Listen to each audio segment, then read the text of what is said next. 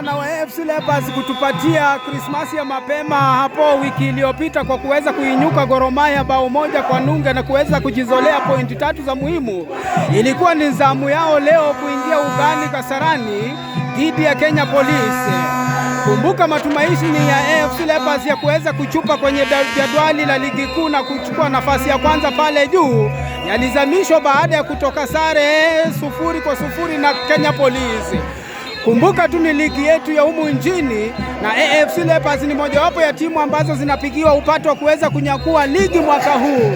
Tunawaomba mashabiki wote waweze kuungana wakati huu na kushirikiana mkono na kuwapatia vijana motisha ili waweze kuhakikisha kwamba wananyakua pointi zaidi katika mechi ambazo zimesalia ili kuhakikisha kwamba AFC Leopards inaweza kuchukua ligi na ama kutwaa taji.